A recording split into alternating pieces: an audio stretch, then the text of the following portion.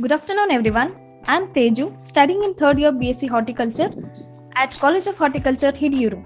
It's my pleasure to welcome you all to the third day of this webinar series on career development and learning opportunities in international institutes organized by College of Horticulture, Hidiyuru. It is truly an excellent opportunity on learning under the guidance of such experts. In this way, I feel proud to introduce our honorable guest, Dr. Raghavendra Gunaya sir, Assistant Professor, Department of Biotechnology and Crop Improvement, University of Horticulture Sciences, Bagalkot. He has completed his BSc Agriculture from University of Agricultural Sciences, Bangalore, and MSc Agriculture from same university in subject Plant Biotechnology. He has completed his PhD from McGill University, Montreal, Quebec, Canada. He worked as a plant biotechnologist at Spriha Biosciences Private Limited, Hyderabad. He also worked as research scientist at Advanta Limited, Hyderabad. Currently, he is working as assistant professor at University of Horticulture Sciences, Bagalkot. He has also received many of the awards. He has received Graduate Research Excellence Award in Plant Science during 2013 from McGill University, Canada. He was also awarded as Younger Achiever during 2018. He has also received Best Oral Presentation from Southeast Asian Vegetable Symposium, Malaysia. He has also got many of the fellowships. Some of them are Graduate Assistantship, Natural Sciences, Engineering and Research Council, Canada, Provost Fellowship from McGill University, Canada. Apart from these, he has also given his contribution to many of the research papers, articles, and publications. It's an honor to have you today, sir. A warm and cherished welcome to you, sir. Thank you, sir. Thank you for the nice introduction. I hope I am audible and my slides are visible. Well, I would like to thank the organizers, especially Sridhar and Ravish, for inviting me to share my experience as well as share some tips on getting admission to the international universities. At the same time, I think I'm last but one speaker. Many speakers might have already spoken about like how to get into the international universities. Still, my presentations, I mean, some of the points may overlap with them. I request all the participants to bear with me. But definitely the novelty what I'm bringing you today is specifically I'm addressing how to get admissions into Canadian universities. What are the best universities? What are the procedures? What are the fellowships available? So with this, it's a afternoon. Many of you might be feeling sleepy. So just before going ahead with my presentation, just I would like to ask a question: who should choose our career? So definitely now most of you say that your answer will be it's us.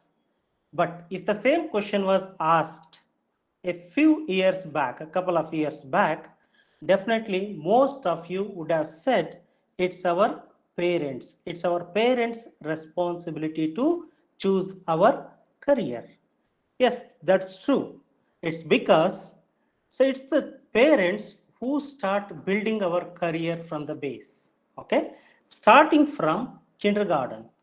So they start scratching their head which school our students get admitted. I think recently there was a search in the Google saying that, so which school is better where I'm expecting my baby 2 years later. So that is the situation now they started.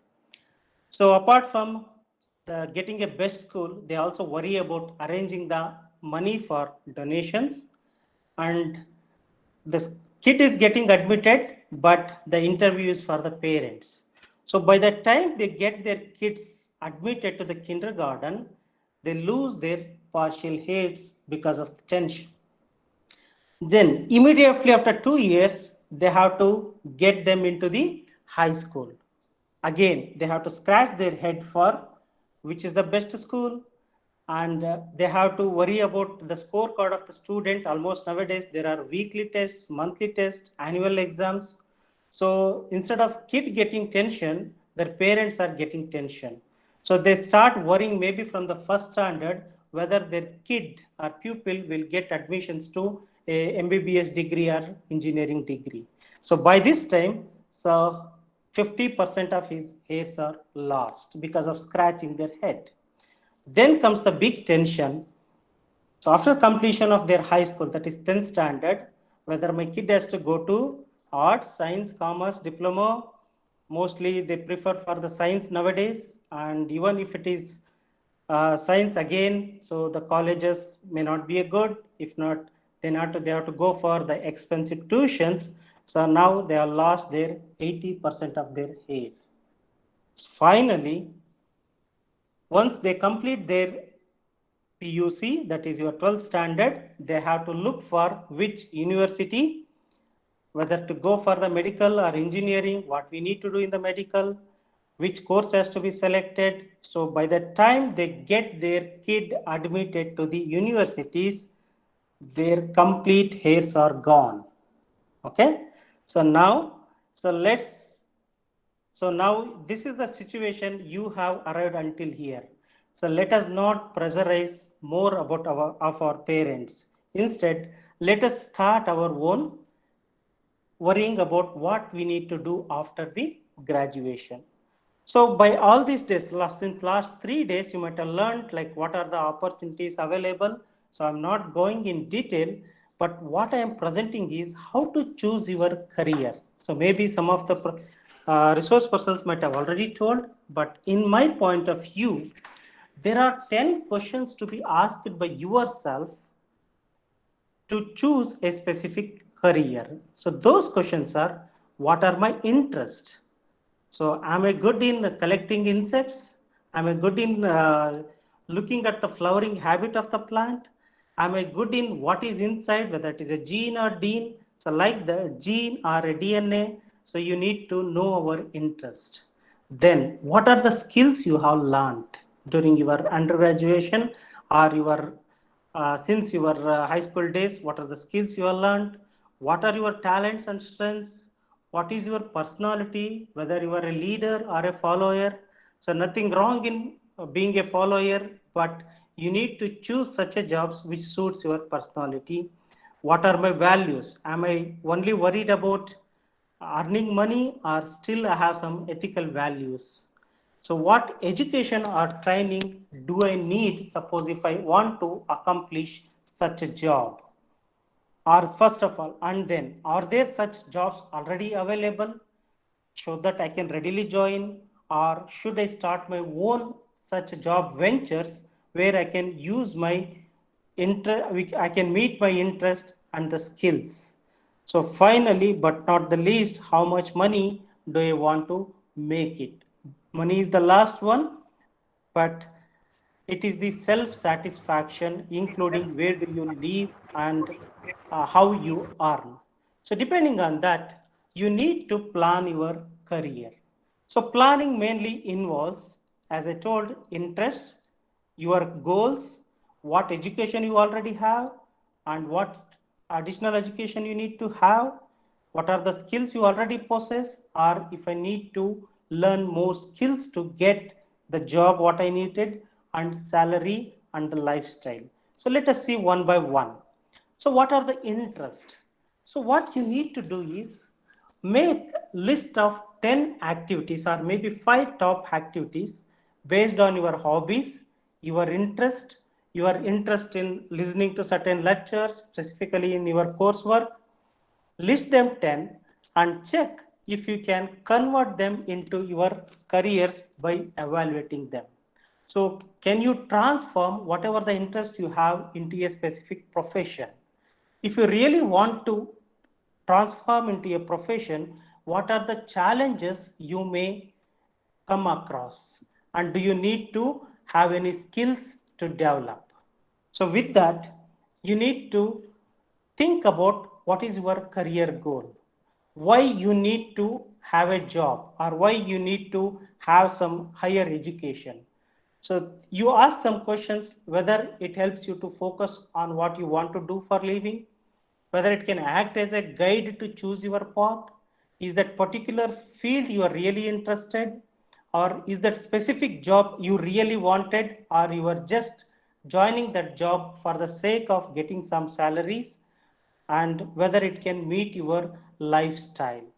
So depending on that, you start searching for the jobs, whatever you have. Then, so think about your education. Suppose if you're, say you now you are all undergraduates in horticulture. Can you become a doctor now? I mean, medical doctor? Definitely not. So first you think what you have already accomplished.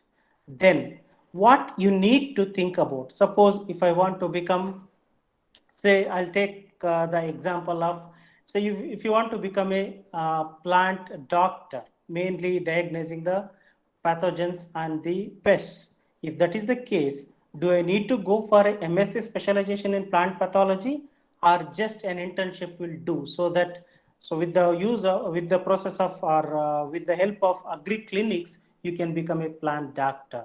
Or do you want to become a manager of a company? If you want to have additional management courses like agribusiness management or MBA, then you need to think about them. Mostly, if your interest is on research, definitely you need a PhD. So after shortlisting what exactly you need to do it, then you need to think where to study.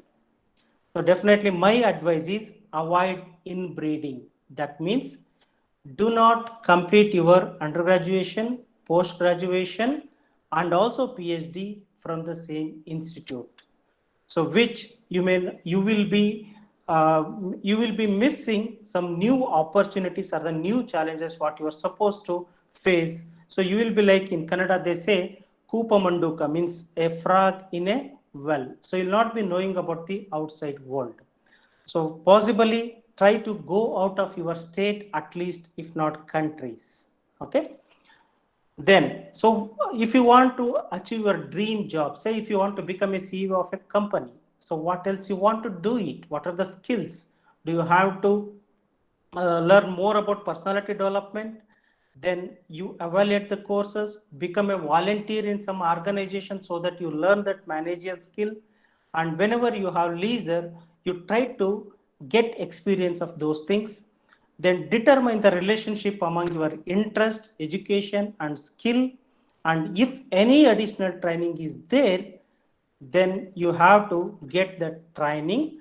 After all, you get your skills assessed with some of your seniors or maybe your professors, so that they can tell you which is the suitable job for you, and if your skills and education are suitable for the job what you are aspiring. So I told you salary is the not end point what the education is determined, but it is a necessity. So what kind of salary you are going to get it? Explore this from the information available in the company websites, or maybe some of your seniors are working, or your professors may be having some information about it. Get from them and check whatever the offer they are giving, whether it meets your qualifications and skills. Many times, at least in India, most of our graduates are not paid well enough according to their qualifications and skills. So I was listening to Dr. Nitya Gowda. She was telling that many times when we came back from the international universities, they say that you are overqualified because they cannot pay the salary which we are interested. Then, whether your job, do you need to relocate into some rural areas or urban areas? Do you need to move away from your family? So, all those things have to be taken, then finally evaluated with your self satisfaction with the salary. So, it is not only the salary, you should be self satisfied with respect to your health as well as your family. Finally, but not the least, values and vision. So you check about the history of the employer. Is it doing some good things? Okay. Or say maybe a company is paying a salary of maybe 3 to 5 lakhs, but they are dealing with some drugs, narcotic drugs. Do you want to join as a marketing manager? Definitely you should know, you should say no. Check out the working environment with respect to what are the infrastructure they are having, if they are providing any vehicle facilities to pick you from the home and to the office and back. whether your colleagues are really friendly, check if you have some seniors, and also check the behavior of your boss. That is most important, because boss determines your mood as well as the behavior. Okay, so then look for the facilities for working, time, home, travel, leaves, whether you get enough leaves to attend to your family needs. All those things has to be taken care before choosing a job. So then start preparing your job hunt. So by first, the best persons, resource persons for to know the jobs vacancies are your seniors, followed by your teachers. Ask them about their job satisfaction, then evaluate whether it meets your interest, education, skills. Then do you need any higher education? If yes, so what kind of education, where you need to do that, when you have to do it, and how that can help to boost your job potential. So like this, you can have your attention. So by addressing all these 9 points, then only you can have your dream job. Okay. So with this, you can choose your employment either at a public sector or private sector, or maybe go for self-employment, or later you can go for higher education if you want to go. Don't go for any jobs right now. So okay, so these are the ones which I think you already know it. I'll not go on with this one. Well, so my main topic is on how you can study in abroad areas. So I call it as stitching wings to yourself so that you can fly anywhere. Well, so there were days where the in Western countries mothers used to tell their kids, saying that you eat. Otherwise, when the kids doesn't eat properly, they used to say that eat, or else Indian kids will snatch your food. Now, India is self-sufficient in food production. Definitely, we don't say that one. Instead, now the Western mothers are saying, study well, otherwise Indian students will snatch your jobs. Maybe not only Indian, so Indians are also there, but mostly the Indians and the Chinese are going to snatch the jobs. It is not just a comic, but it is the truth as it can be seen with the statistics. Okay. The China is the topmost country where students are studying as well as getting their jobs abroad, followed by India. So you can see the numbers where there is a high number. So these numbers are reducing the chances for the native Americans or the Canadians to lose their jobs. So just to give another statistics about Indian immigrants in USA. So this is little old, but now the numbers have increased, but the trend continues the same. So every year, the number of immigrants to USA are increasing. It's not only with the USA, the top countries like Canada, Australia, Germany, France. So many countries are included where Indian immigrants are increasing every year. Just to look at the statistics, so 14 million Indian migrants are present worldwide. So this is the second largest group. Indians are the second largest group, immigrant group in the US. So more than 2 million Indian born immigrants are residing in the USA. So it's not only immigration, but also their kids are also born there.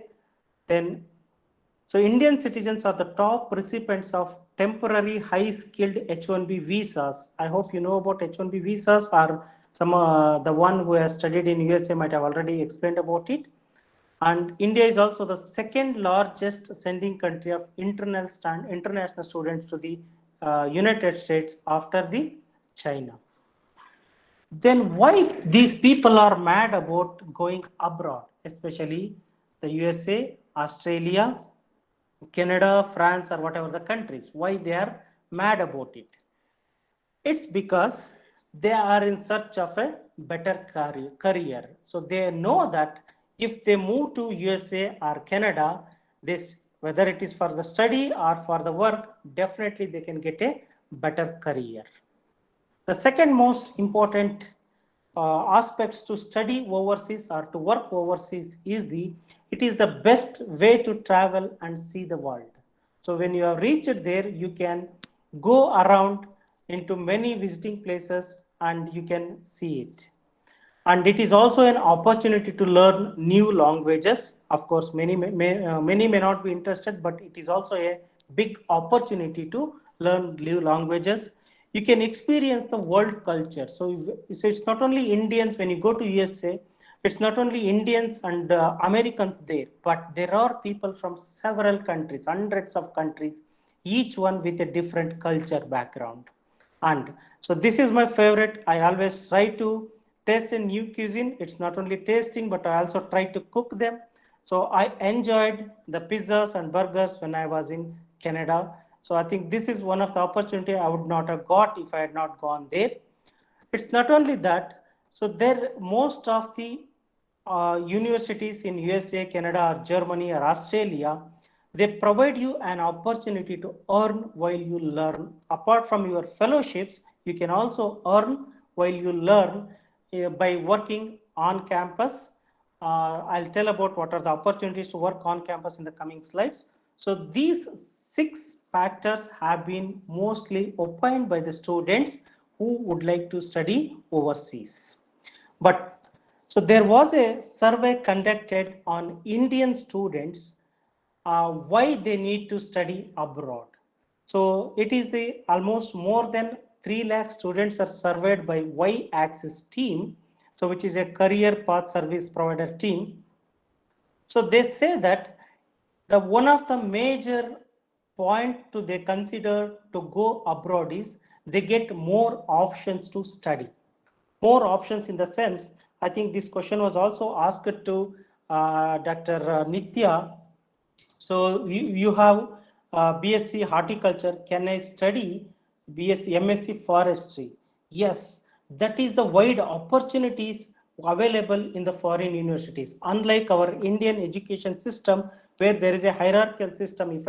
If I study BSc horticulture, then I need to do MSc horticulture. Then I have to do PhD in horticulture. No, that is not the case. So the best example I can quote here is, I think most of you recognize this person. So who is in news since last 2 years with the eruption of Corona. So he is Dr. Krishna Ella. So most of you may be knowing that he is our own graduate. I think I can with proud I can say that he is our senior alumni from University of Agricultural Sciences. So you might be wondering what Dr. Krishna being after studying agriculture, how did he get into the medical field?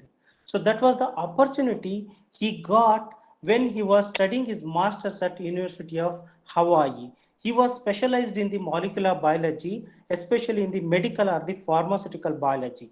So when he shifted from its agriculture to pharmaceutical molecular biology, he continued study on the same aspects with University of Wisconsin. Then briefly he worked there itself on the medical field. Then in the 1996 he came back to India with his large experience and started his own company called as Bharat Biotech, so which is delivering the Covax into the whole, not only India but all over the world. Okay, so this is up to then accessibility to admission. So you know that India has very limited, so the top universities are very limited in India, but the population is really high. So many students will be competing for the limited number of higher education opportunities. In such cases, the equivalent or maybe a better education system can be found elsewhere in the world, maybe in other countries. At the same time, many students do also interested to settle outside through the immigration process. They want to settle in USA or Canada. So that was also one of the reason. Then research opportunities are better in the Western countries compared to the Indian countries. Suppose if I do PhD here, so it's difficult to get a job in India, especially for the research opportunities. This is my own experience as well as experience of many of my fellow speakers, I guess. Okay, so that is one of the reason. So the second, but most of the students, when I think I deliver this lecture once in a while in our university, by listening to my lecture, many students come to me, say that they want to do masters or the PhD outside the country. But when I ask them to do some short assignments, they say that it is a sour grapes. I think most of you remember this story about the fox and the grapes. So the fox tries to jump to get the grapes on the vine, but it could not jump to the height where those grapes were there. So finally, it says to itself, it's sour, so I'm not interested in eating those grapes. So that is the situation of most of our undergraduates. I'm saying most of our undergraduates. So if there are any exceptions to these, most of our undergraduates, they are very well settled in one of the best, many of the best universities in the world. So my only suggestion is to give a constant try. Then only you get these grapes. Definitely they are not sour, they are really sweet. Then the question asked, many people come to me saying that, sir, whether I can do it. I studied my, up to high school, I studied in Kannada medium. Can I do it? Or they say that, sir, I don't have fellowship. I mean, my fathers or parents are not rich enough to fund my education outside the country. Can I do it? So like this, there will be several questions asked to me. Now, my simple answer is, I think, hope you can all recognize these two persons, Dr. Ravish and Dr. Sridhar, including me. Like this, there are many aspirants who have achieved who are like you before. So that's why I say, when we did it, definitely you can also do it. So I'm going to share my story when I did it. So you will definitely you will have get more confidence. You can also do it at the end of the presentation. So then what you need to do if you want to go for higher studies in the abroad. I have listed them 5 major points. Okay. So those are: first, discover. Then once you discover your opportunities, connect it to get those opportunities. Then prepare what kind of education is required. Then you start applying. Then you fly. So let us see one by one of these steps to get into higher education. So discover. So you need to choose the right program for you. I was explaining about choosing a right career also. So here also I am repeating that whether just internships are enough or you need to do a master's or PhD. So many times, for example, the best quote I can quote the best career I can quote you is, do you know that there is a post for coffee tasting and wine tasting? So these two are the jobs which are very well paid, highly paid. I think a fresher will get around 2 to 3 lakhs per month. So that is the payment that you are going to get it. It does not require a higher education like PhD or masters, but you should be trained to taste the wine as well as coffee. So in such cases, just internships are sufficient for you to get into such jobs. So otherwise, if you cannot go as a master students because of some other reasons, you can also go as on short visits with the student exchange programs. Many of our universities have already implemented such student exchange programs. I think in Karnataka, University of Agriculture Sciences, Dharwad is very ahead. Every year it is sending many students and also getting the students from abroad university to have their own experience. And now University of Agriculture, Horticulture Sciences, Bagalkot, as well as University of Agricultural and Horticulture Sciences, Shumagga, will also have such opportunities with the help of a upcoming project called as Institutional Development Project funded by ICAR. Then you can also visit. This will be a short visits of 3 months to 6 months. So you need not live longer. And mostly such student exchange programs are funded. You need not worry about your funding or the fellowships. Still, you can experience your abroad education experience in such visits. Then the next opportunities are the masters. If you are aspiring for masters, there are two options here. One is just like your undergraduation, you are going to complete the coursework, or else you can do only research, which is commonly called as thesis work. So when it comes to master's fellowships, limited fellowships compared to the PhD fellowships available. It's because whenever I go for PhD, I'm conducting some research. That research is belongs to the professor with under whom I will be working. In such cases, so I'll be doing work for my professor. In turn, my professor is paying me as a research associateship.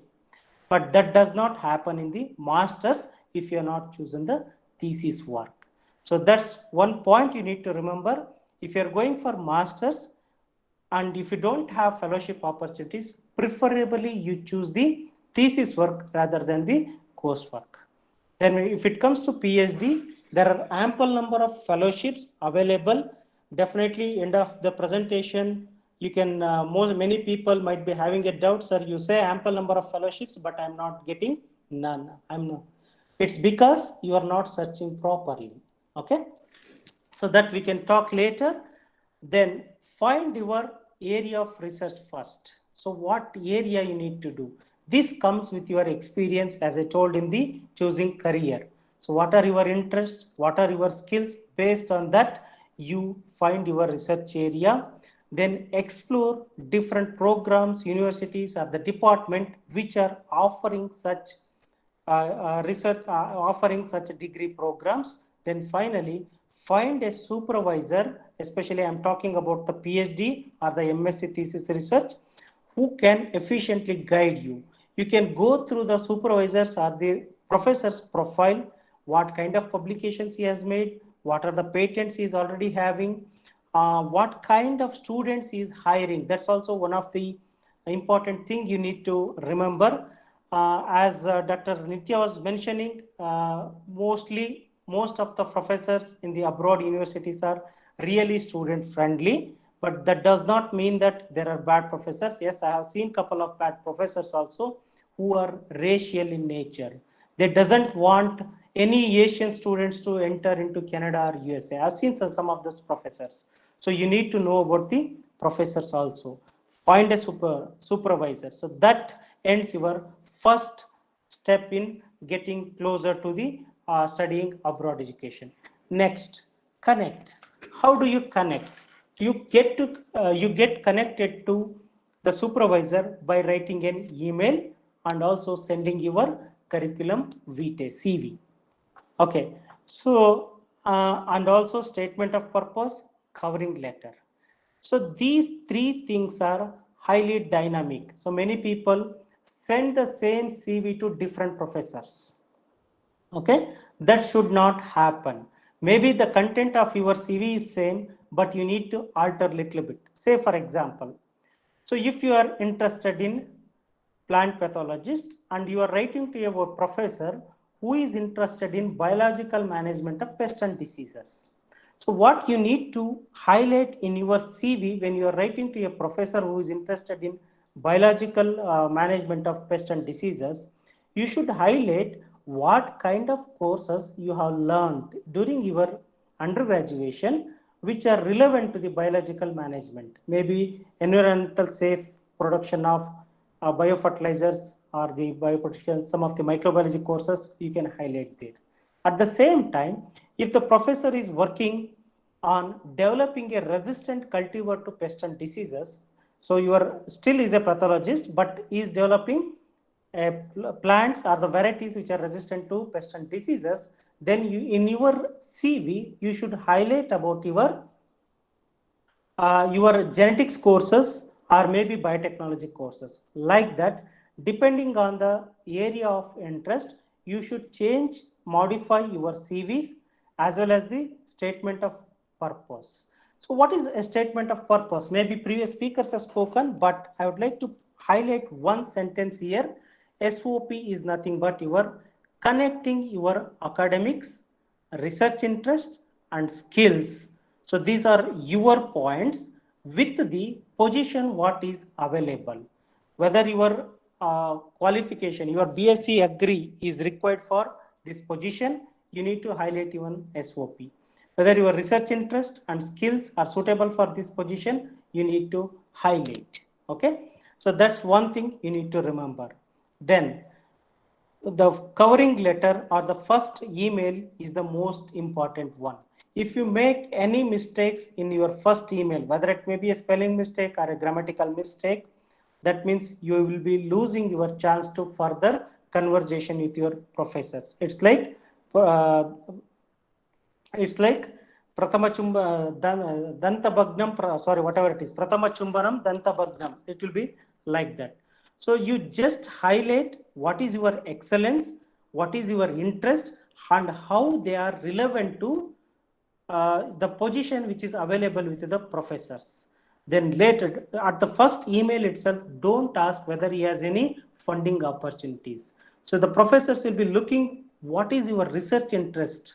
So they should not feel that this guy is just looking for the fellowship opportunities. Once he feels and reply to you saying that your interest and excellence are matching to his position, then in the subsequent emails, you can inquire about the fellowship opportunities or the funding opportunities or the admission procedures which are available. So once the professor accepts it, then you familiarize with your admission requirements about your education, or if you need to take some additional qualifications like English proficiency exams like TOEFL and IELTS, then you start thinking of your funding opportunities. If your parents are rich enough, you can go on own funding.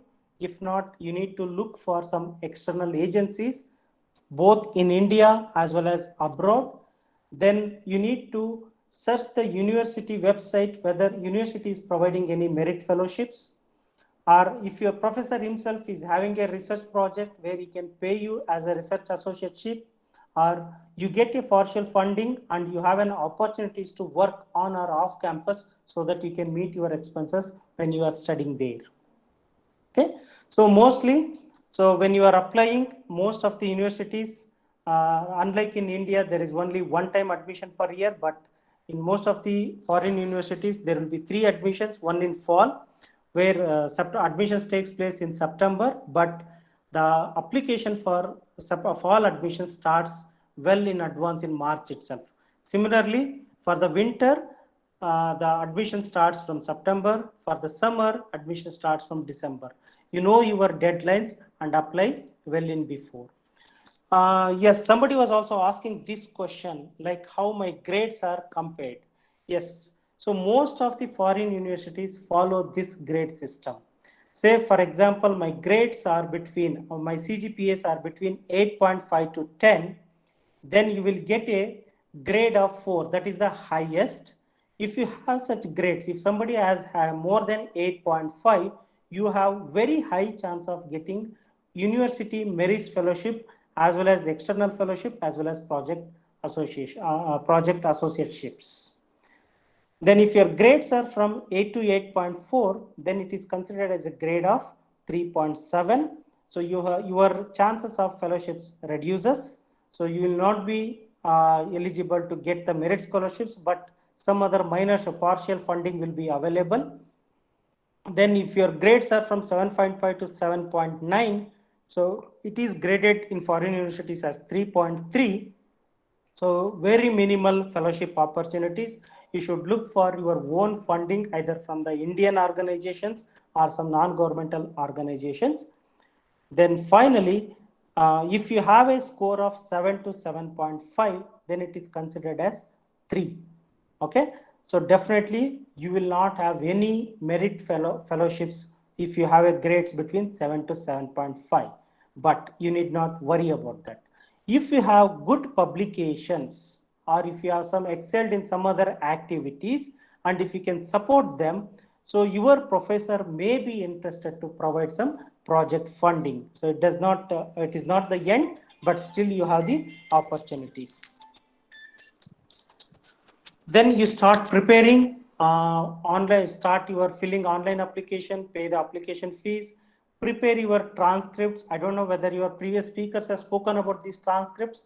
Your transcripts are nothing but your what you call photocopies of your marks cards as well as your degree certificate, but so these are to be sent by the registrar of the university in a closed envelope. It's not the one you need to send it.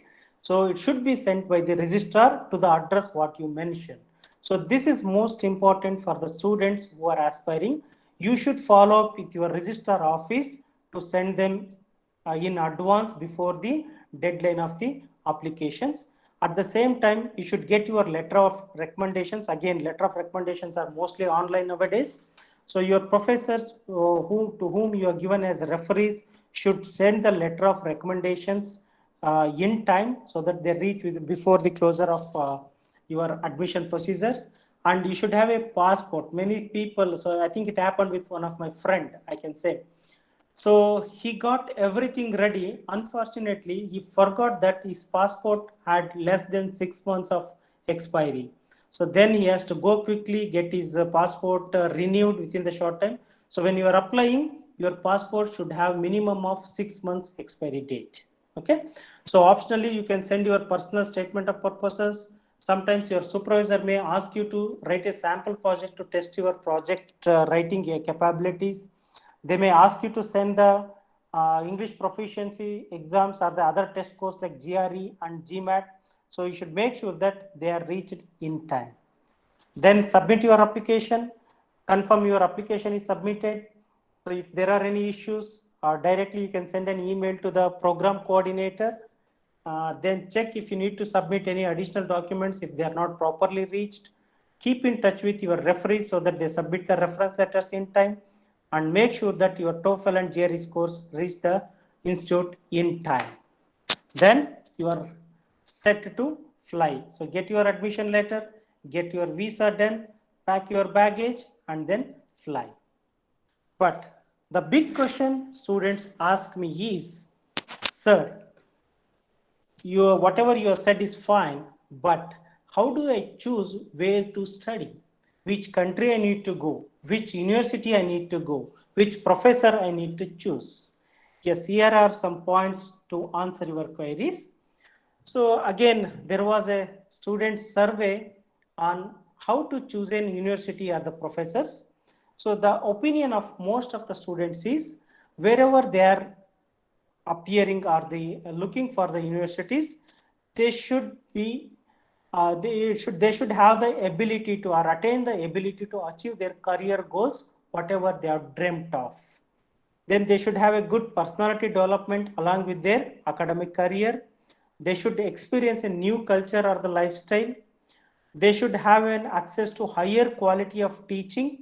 Even there are bad universities, as the previous speaker was speaking, there are some private bad universities. So check with them. You should have access to higher quality of teaching. You should feel that you are making an adventure in the country, and you should be able to make new friends or widen your professional network and learn new language. So like this, you might be having certain points in your mind. If you want to go out for your higher education, what are those points? You should answer all those things. So with these points, so there was the survey conducted by education.com. Most of the students have opined that Canada is the top country which students would like to study based on these parameters. Okay, so they can, so again, when they were surveying, there were separate scores for each of these points. Based on summation of all these points, Canada is regarded as the top one country in the year 2022 for higher educations, followed by Australia, Germany, Switzerland, United States, like this. These are the top 10 countries you have to look for. Well, then how to choose your institute? Again, while choosing the institute, which is your desired program? Whether you want to continue in horticulture, or it's okay if you want to widen your program so that you can study any biological science or the life science. Choose whether you want to go with coursework or the thesis work. As I told, my recommendation for masters is always thesis work. And degree nomenclature is one of the major problem with the Indian universities. I think you students might be well aware about MSc horticulture in genetics and plant breeding, MSc Horticulture in plant biotechnology. So these degrees are awarded by our own universities. Many other universities are not ready to accept these for several academic regions. So why I am stressing you here is, so whatever the degree nomenclature you get from most of the abroad universities will definitely not like an MSc Agri or MSc RT. So just to quote my example, I am a graduate BSc Agriculture, MSc Agriculture in Plant Biotechnology, but my PhD is in plant science. Although I have worked on biotechnology, but I am not getting a degree as biotechnology. Okay. So similarly, say for example, if any one of you are interested to come back and get a position of assistant professor or some other high profile jobs in India, this degree nomenclature also matters. So when they are screening your applications, if it is not according, say for example, suppose for the recruitment of assistant professor in plant biotechnology, if they had given PhD in plant biotechnology, I would have been ineligible for this post. So you should check with the degree nomenclature also. If you are particularly planning to come back after your studies, please make sure that you get the degrees what you would like to, like the same similar kind of nomenclatures like MSc Agri or MSc Horti or PhD in Horticulture or PhD in Agriculture. Then, so where would you like to study? Which country? So you should look for what are the, whether the country you are looking is safer for the foreign students, whether it has the facilities like transport to move from your home to the college. Then what is the living cost, whether you can manage with the funds or the fellowships available with your living cost.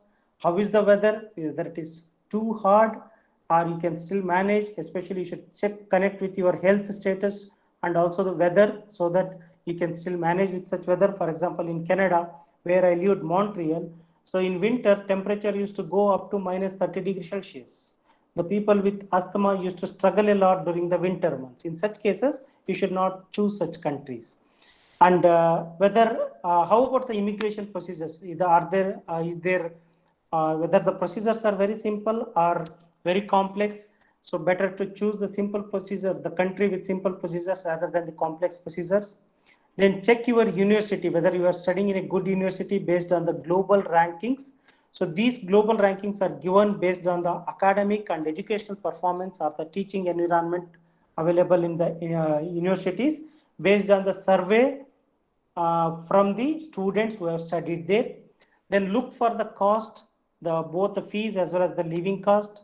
Then look whether you have a funding opportunities in the same country or the same universities.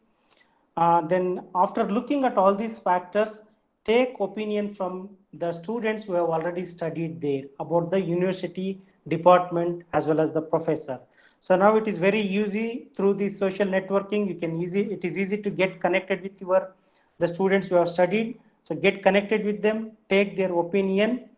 And nowadays with the corona problems, check whether you can partially complete online courses here itself. As one of my student who is admitted to the McGill University in food science, he is doing his coursework from here itself through by attending online courses. Check whether such facilities are also available.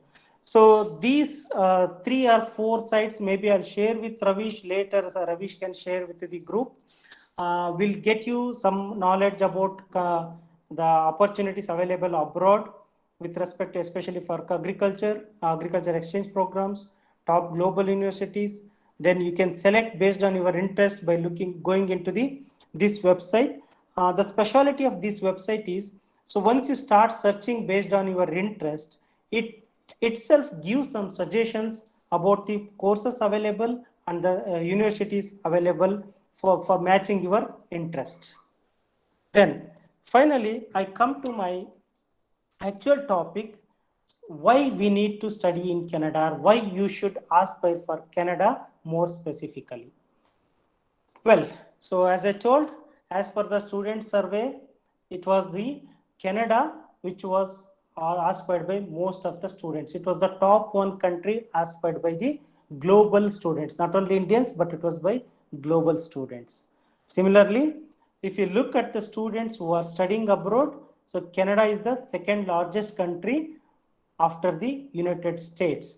United States, it's mainly because large number of universities, large number of fellowships available, so then followed by the Canada. So why we need to study in Canada? Okay, it's because of the standard of education, what it is available in Canadian institutes. So Canada is globally recognized as one of the exceptional, it is having exceptional standard higher education system, and it has 7 universities in top 200 list, with this order: University of Toronto, McGill University where I studied. And if you are interested in specifically in agriculture, the ones which are highlighted here: University of British Columbia, University of Alberta, then University of Guelph. So these 3 universities are having lot of opportunities for agri and RT students. And good thing is, even they are offering MSc horticulture as well as MSc agriculture in these universities. So my suggestion with these Canadian universities are: University of Guelph, with lot of tuition fees are very less in University of Guelph compared to these universities. At the same time, there are funding opportunities exclusively for Indians. So you should explore these universities because of their good education system. Then coming to the cost of education, so Canada is offering the equivalent education standards as USA and UK as well as Australia. But if you look at the tuition fees, so it has the lowest after the Germany. So the tuition fees are around $14,000 to $20,000, but still lesser than the US, UK, and Australia, and including the living cost. Living costs are also comparatively very low compared to these countries. So these 5 countries are regarded as the top 5 countries for higher education, and among them, Canada is having the lowest tuition cost as well as the lowest cost. The third most, and maybe with my experience, most of the Canada, I visited at least 4 universities, and all of these universities are having very beautiful campuses. So this is what I'm showing is the where I studied. So my McGill University, especially McDonald campus, was on the riverbed of St. Lawrence River. So this was our usual walking path. Every day evening walking path was this one. So in this is in case of summer. Winter it used to be full of ice. Even we used to play on the snow, what we have seen here.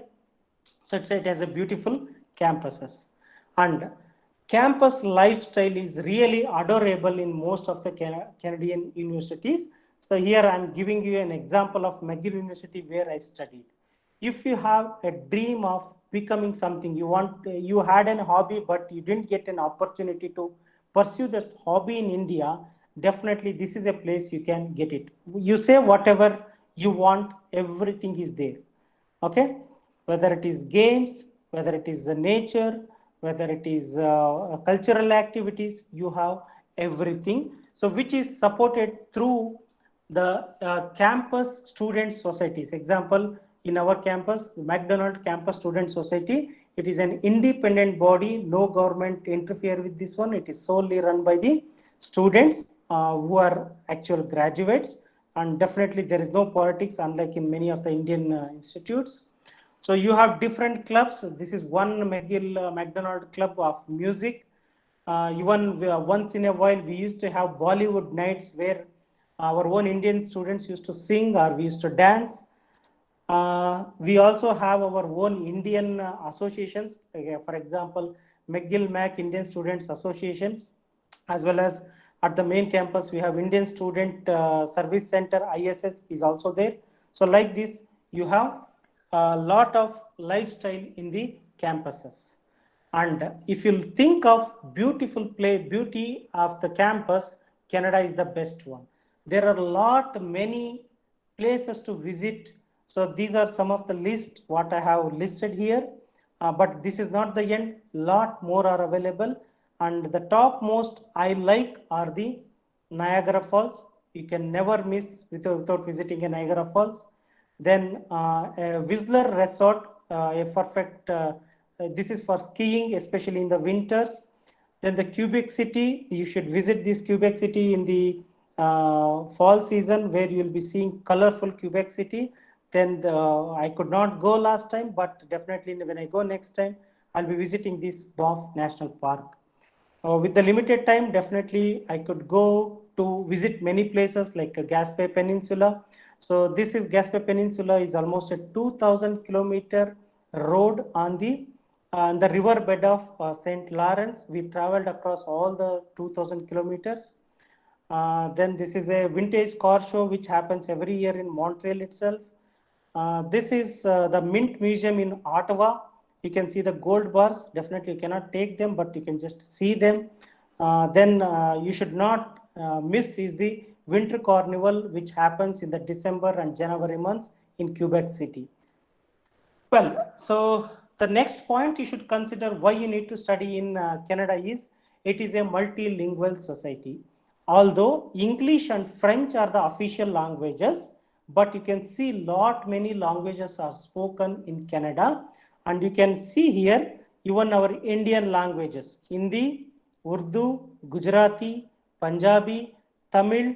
Unfortunately, maybe Kannadigas are very less, so Kannada or maybe Kannada, they say Kannadigaru Vishala Hrudayavantaru. Whenever they look at other people, they do not want to talk in Kannada, rather than they want to speak in other languages.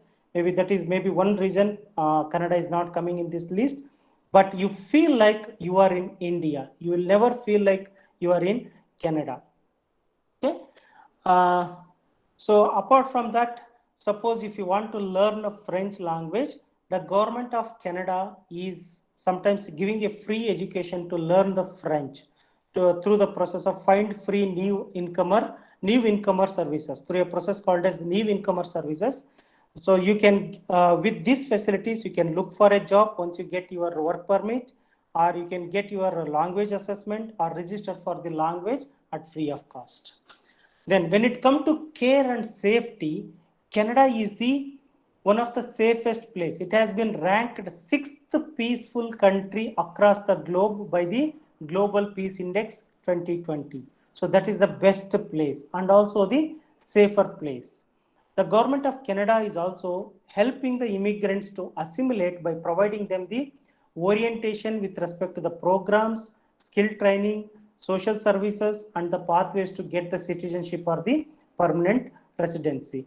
It's not only the government, even most of the universities are very helpful, especially for the safety of immigrant students or the foreign students through their program called as University Buddy Program.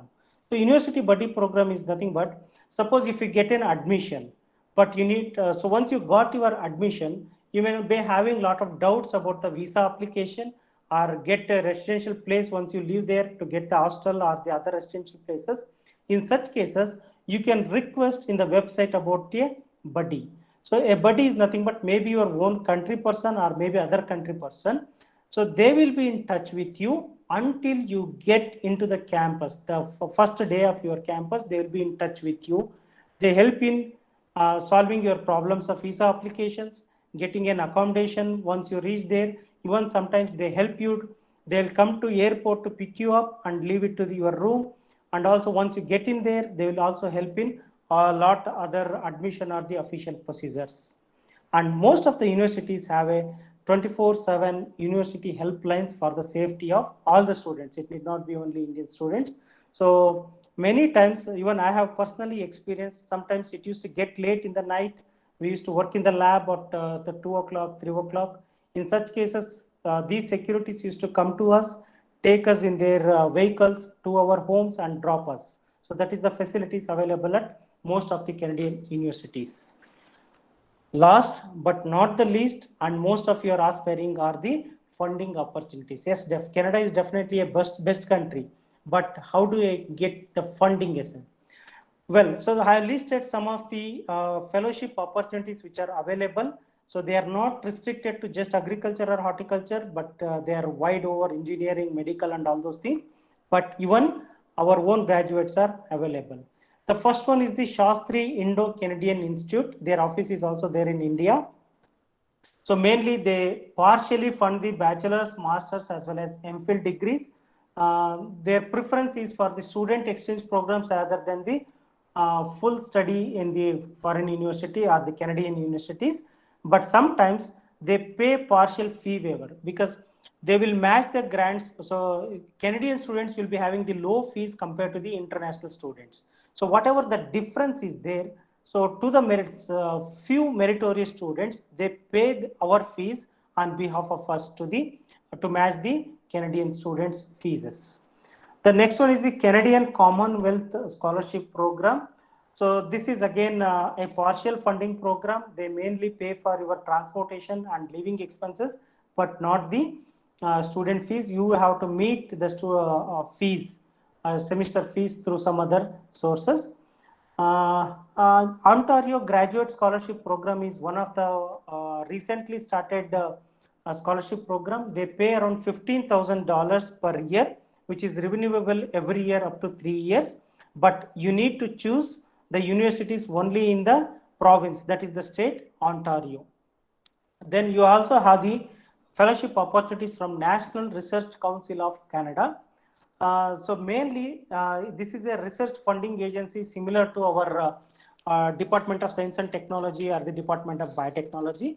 Mainly, they pay the research associateships if you get admitted to the PhD in the selected professors who already have the NRC grants. If you aspire to study in Quebec, where I studied, so you have a lot of opportunities. Like they pay $25,000 for the entire duration of 3 years, and I mean $25 per year. And if your PhD get extended, they'll pay for another 12 months also.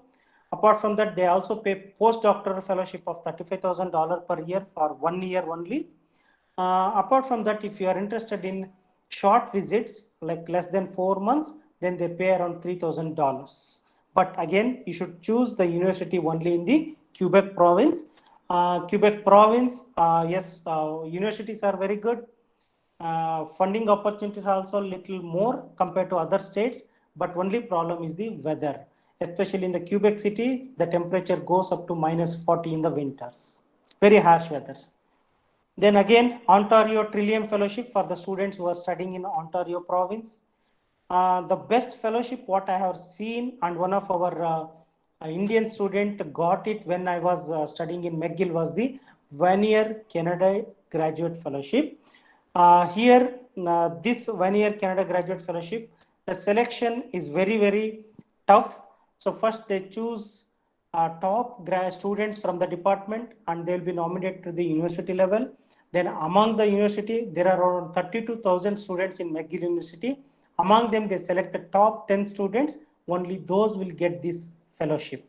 So one of our Indian students who was studying in the bioresearch engineering from Tamil Nadu, he got this fellowship. So they pay around 50,000 Canadian dollar per year. This is equivalent to the fresh professor, the early career professor who has started his career as assistant professor in Canada.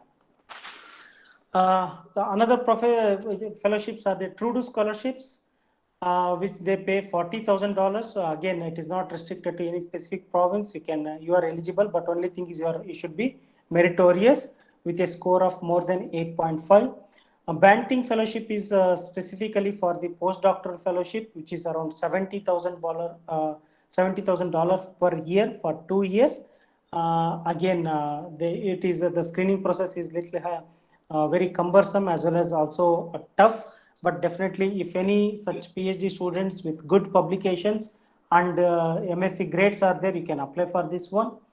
Apart from that, each university has their own merit scholarship. These are all the general fellowships awarded by the Government of Canada or their subsidiary agencies. Apart from this, university also has the merit scholarships. Then research associates from the professors as well as the part-time work opportunities. Part-time work opportunities may be like a greenhouse assistant. Maybe in the weekends you need to go and water the greenhouse plants. You get paid. You can work as a library assistant. You can sit in the counter. You can issue the books. You can be in the gym as a service person. So like that, there are several. In the summer, when the agricultural operations happen, if you know driving, you can be a tractor operator or many other machine operators. You can go for harvesting of the fruits and vegetables. So you get paid very well paid. Almost it is $25,000 per hour. $25 per hour. You can make good amount of money. So when I was doing my PhD, I worked as a again one more thing is if your professor is teach or there will be a lot UG courses for teaching practicals. Usually professors will not teach them. Instead, they will allow the graduate students to teach the undergraduate students. So you will be paid as a teaching assistant. Again, it is around $35 per hour. So I worked as both teaching assistant as well as the greenhouse assistant. Almost I earned around $5,000 from these two jobs as a part-time worker. So this is just an highlight of fellowships available at the McGill universities. So you can visit this website, www.mcgill.ca, post GPS, that is graduate or postgraduate students and funding opportunities there. So you get a lot of them. So Shuli covered one of the one, I got it. Banting I already told. FQRNT specifically for the Canadian Quebec students. Like this, you get a lot of fellowships even from the McGill universities also. So apart from the foreign university funding, your government of India has also floated several fellowships to study overseas. I think one of the most prominent for agriculture graduates is the Netaji Subhash ICR International Fellowship. It was earlier called as ICR International Fellow. I am glad to say that I was the first one to receive this fellowship in 2010. Apart from that, you should be keep looking at Department of Higher Education, Government of India, that is HRD website. So they announce a lot of Commonwealth fellowships. Maybe just before coming to your presentation, I searched, but there are no fellowships at present, mainly because of the COVID impact, but definitely it announces.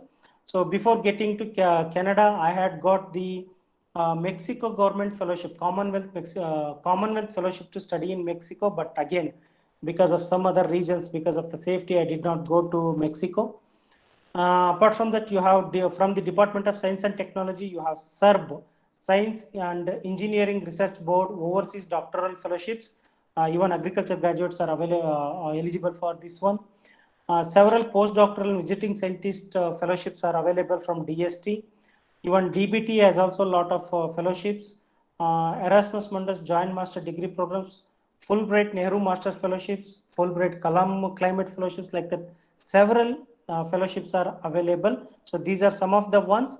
Of course, I did not check all of them, whether they're truly there or not, but still you can go visit the websites and take the advantage.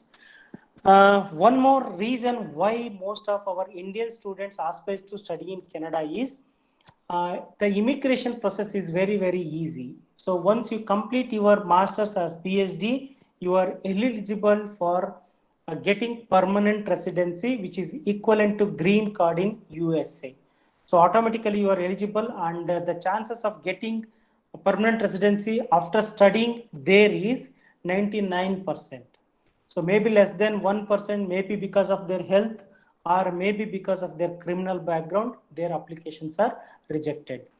So initially we start applying temporary visa as a student permit. So once we complete our student, graduation, we can apply for the work permit. Then once we get the work permit, meanwhile you can get the permanent residency. For the student permits, so usually the documents required are proof of acceptance from the universities, or that is the admission letter. Then proof of identity, that is valid Indian passport with at least 6 months validity. The proof for financial support, mostly it is your funding. If funding is not available, then you may have to provide a bank statement with the amount sufficient to study at least 1 year. So nowadays, even you have partial funding, they have made this as the compulsory, as my student who is going this year has said. Sometimes they may ask for the supervisor, or the university may ask for the letter of explanation, like why you need to study in specific universities. If you are applying for Quebec universities, then you need an additional document called as CAQ, certificate D except Quebec, CAQ. Then if you're minor, definitely you're not minors, a custodian certificate is there, and medical certificate. You should not have any major diseases, so medical certificate is also required. So VFS Global is an agency which is an exclusive service provider for Canadian immigration. So if you want any suggestions, you can just visit VFS Global, which is there in Bangalore. They will guide you through the documents required, as well as they will even help you to get the visa. Well, the one more point I was specifically mentioning was earn while you learn. There are a lot of opportunities in the foreign universities, including the Canada. You can have on-campus employment. If you have a valid study permit, you can readily work on campus. Like I said, libraries, gyms, greenhouse, teaching assistants, and like that. But only thing is, you should be a registered full-time student. Once you finish your 1 year or your masters, you are eligible to work off campus. So again, off campus, you can work in the restaurants, or you can work in the provision stores. So like that, you will have off campus employment also. So to get off campus employment, you need to get a document called as social insurance number. So that is necessary for working off campus. So for working on campus, there is no restriction on number of hours, but only thing is you should coordinate with your education also. If you can meet your studies and work as many as hours possible, so usually 5 to 10 hours in a week is more because you need to study also. Off campus, usually it is maximum 20 hours per week. During the full year, during the break, like whenever you have the breaks, you can work full time. Then once you finish your graduation, whether it is master's or the PhD, you are going to get the open work permit. Means you can work anywhere in Canada or any subject. Unlike your H-1B visa, you should have specific work. Only if you have job, then only they will issue the visa. This is not like that. So you are going to have a work permit. You can work anywhere in the Canada on any aspects. So if your education is from 8 months to 3 years, if you are less than... Excuse me, sir. Sorry to interrupt you. So okay. We are running short yeah, of I'm time. done. I'm done. Yeah. Okay. So if it is, if your studies are more than 8 months to 2 years, you will be issued a work permit of 8 months to 2 years. If it is more than 2 years, you will get a work permit for 3 years. You can apply only once. Well, so this I think I already covered. I think I told you in the beginning that when I did it, you can also do it. Just I'm share my experience briefly. I did my primary education from my own native, so where I studied in Kannada medium only up to 8th standard, and I learned my alphabets, English alphabets only in the 5th standard. So for many students who complain that language is a problem, definitely it is not the one. Then I got into my JNV, which is my temple, actual temple, where I got a lot of learnings as well as this one. Then after graduation, I could not continue my master's because of some other personal problems. So I had to work for 3 years. There was a 3 years gap. I worked in an NGO as a non-technical. Then later, after working for 3 years, then later I joined MSc in Agri Biotechnology. Then after MSc, again I worked as 1 year as an SRF, then 1 year in a seed company, again 2 years gap year. Still, I had a goal that I should do my PhD outside India. Then finally, I achieved even with lot of gaps. So I'll share my experience if you require later. So these are some of the fellowships I got. Initially, I started, I got the admission, but there was no confirmed fellowship. My professor said that you'll be paid only for 1 year. But if he gets another project, then he will pay for another 2 years. But he said that you can work on campus. With that assurance, just with 1 year fellowship, I could get in. Then later, it was fortunate that I got an ICR fellowship at the rate of $20,200 per year for 3 years. And I was the topper Indian student for the year 2010. Hence, I also got a Schulich Fellowship, which is awarded for meritorious Indian students in the McGill. Then I also got Provost Fellowship, which is awarded for the meritorious students of Department of Plant Science. Then to attend a conference in USA, I got a Great Travel Award, one of the best conference, biggest conference, Plant and Animal Genomics Conference. I also got Research Excellence Awards in Agriculture and Environmental Science, Research Excellence in Plant Science, then NSERC Research Grants. So this is how. So I started with nothing, but I could get a lot of fellowships. So what I tell you is, you just go ahead. Definitely, you will get things. So this is our lab. So it was initially started by one of my senior, Kumar Swami. I followed him. Later, the chain is still growing. So Dr. Kushalappa, one of the highly dedicated professors. So lot of Indian students in his lab, as well as this is our plant science department. So Merci beaucoup, this is one of the language I learned when I was in Canada. Merci beaucoup in French means thank you. So if you want any doubts, please contact me on both the email IDs, raghavendragunai@gmail.com as well as raghavendragunai@uhsbagalkot.edu.in. Thank you. Thank you. If you have any questions, you can ask me. I think I need to leave the space for another speaker. Yeah. Thank you so much for a very nice presentation, sir. I think it was excellently covered for each and everything which is need to be taken care while they want to, explore the other universities and all. We always wish you good success and future endeavors. So now I request participants to raise any questions. So with respect to opportunities at Canada. Any questions from the participant side? Yep, please do. Yes, there is a question for you, sir.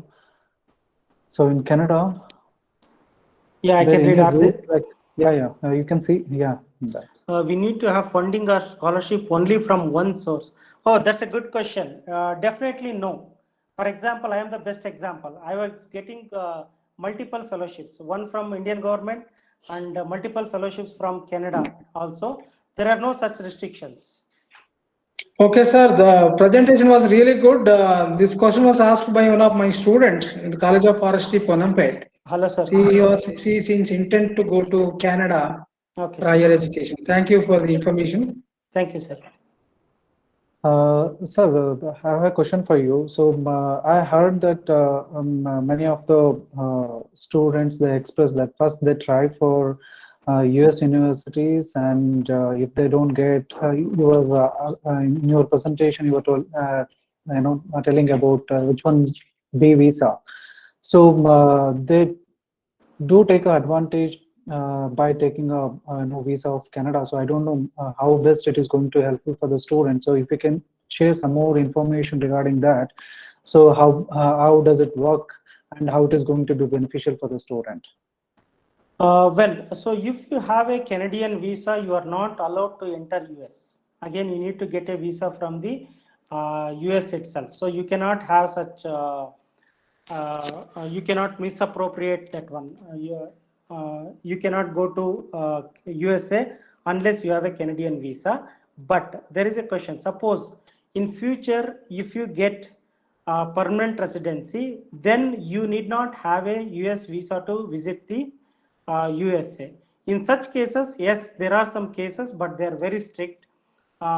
People are misutilizing it, but if you are caught hold, you'll be put to jail. So you cannot try those things at all. So this is mostly done by non-skilled workers who comes as a laborers or temporary visa. They do it like that, but for our graduate students, so don't even think of that. Yes, sir. There's one more question for you in the chat box, Jagdish. Okay. That's a good question. So the question is, what's your opinion on career break after BSc or MSc?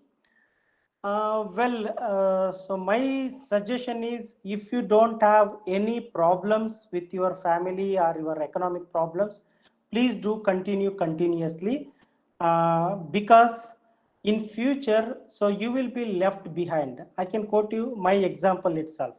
Say I joined this university in 2015.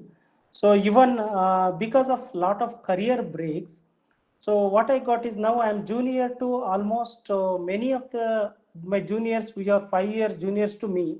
I am junior to them in a professional career. That's one thing. And you feel like whenever you take a break, continue the education. Personally, this is my personal opinion. It differs from person to person. You feel like you are never settled unless I got an permanent job in a seed company. So till then I was breaking study, employment, study, employment. I was feeling like when I need to settle. Okay, so this is the worst, I mean, demerits of it. So coming to the merits, if you don't have proper funding support, some of my students are doing now. Same thing. He got admission to McGill, but unfortunately, he could not get the fellowships because of his scores. So what he's doing is he's working for some time. So that gives you more energy also. Sometimes studying continuously may be monotonous. You feel tired. In such cases, definitely you can opt for this one. Absolutely depends on your own perceptive rather than getting the experience of someone else. Both advantages and disadvantages are there. So I have another question for you. Yes, sir. So as like a case, so I have seen come across with the experiences of actually engineering graduates, so those who want to study abroad. So prior they start studying, getting connected with abroad universities, they always try to get an exposure or working experience in some of the industries. Yes. And even I heard the same thing in respect of in case of biotechnology students as well. Yes. And once they go there and complete their masters in biotechnology or PhD in biotechnology, if they want to settle at that country, so the company that going to offer the job for them, so they always ask that, do you have any experience of working before? So is that situation is similar for agriculture graduates as well, or it's only for engineering graduate? Well, if you are looking for job opportunities, it's yes. If it is for studies, mostly for during your study, I mean, for higher education, whether masters or PhD, they will not ask your work experience.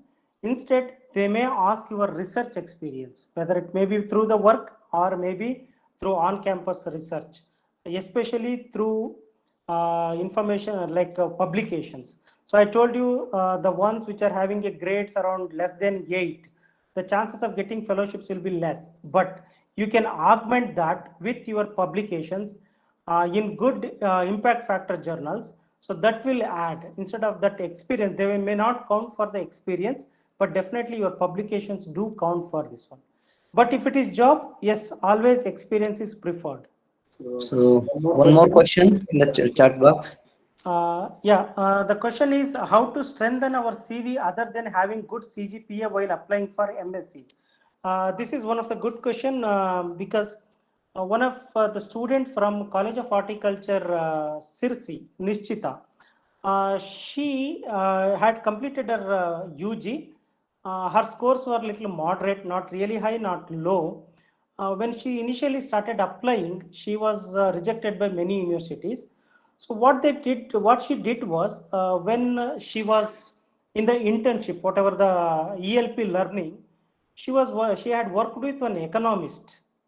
Okay, and with that experience, she published 2 articles. So one on the local newspaper and one in a good impact factor journal. When she later applied with that, so that strengthened her CV. Okay, and she got admission in University of Halifax.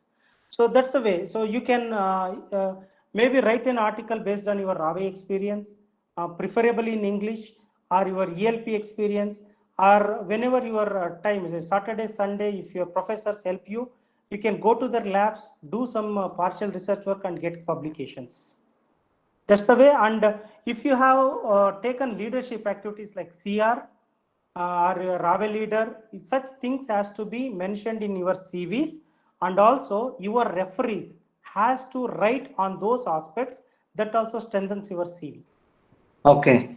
Thank you, dear Dr. Raghavendra, for being part of our webinar. So, dear participants, if you have any queries, any questions, related to Dr. Raghavendra's presentation, feel free to contact him through a mail or through his personal contact. He has already shared his mail ID. So feel free to contact him. Now I hand over the session to Miss Teju for giving vote of thanks for our speaker. Teju? Yes, sir. Yeah, please. It's my privilege to give vote of thanks to all those who have made this session successful. On behalf of our University of Agriculture and Horticultural Sciences Shivamogga and College of Horticulture Hiriyur, I would extend a hearty vote of thanks to Honorable guest Dr. Raghavendra Gunnaiah sir for enlightening us with the knowledge about the opportunities in Canada. And I also wish to express my gratitude to our Dean and all the professors for their encouragement and support. Last but not the least, I would like to thank all the participants for their active participation. Thank you, one and all.